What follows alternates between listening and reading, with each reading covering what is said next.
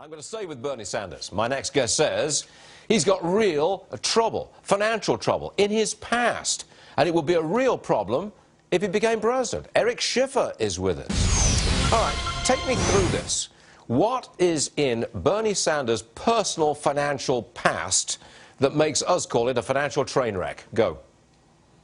Well, Stuart, it's a financial train wreck. It is. I think that what you're talking about is a guy who really couldn't hold a job. He was barely able to have a paycheck, just a few times. He was on the unemployment line. This is a guy that was known to be broke up until he was 40 years old. He would actually take a long extension cord from his apartment because his electricity would be shut off. He'd take that extension cord and plug it into the basement. This is who we're dealing with. And so this is the guy that we want to run the finances of this country.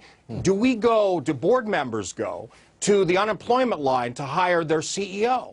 No. I mean, come on. It's crazy. And the problem is, I think one of the reasons... I just want to add this. Eric, hold on a second. I'm sorry, we're talking across purposes here. Quickly.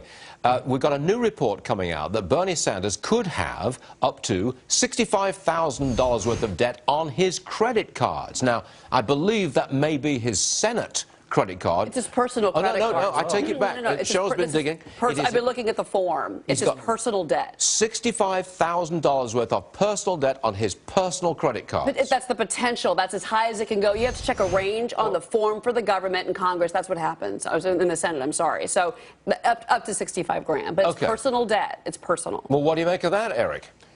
Well, I think some Democrats would say that's why he's the perfect guy to be president. He's very familiar with tremendous debt. I think it's crazy.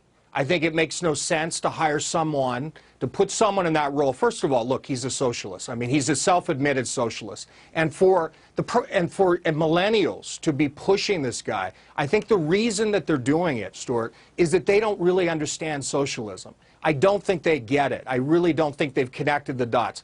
They don't want their Uber to be 30 minutes late, like what would happen at the DMV for most people.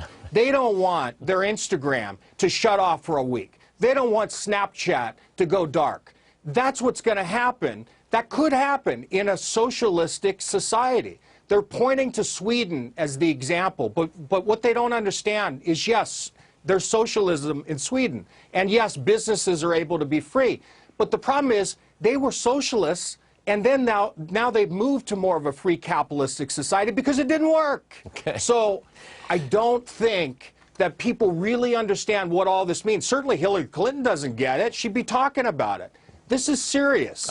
We need to wake up. Entrepreneurs have built this country. When we take away their motivation, when we demoralize them, when we criminalize, when we make them the bad guy, the country has big problems, and that's Eric, what we got to avoid. You're pounding this one, and we heard you. Thanks very much indeed, Eric Schiffer. Come back soon. Thank you, sir.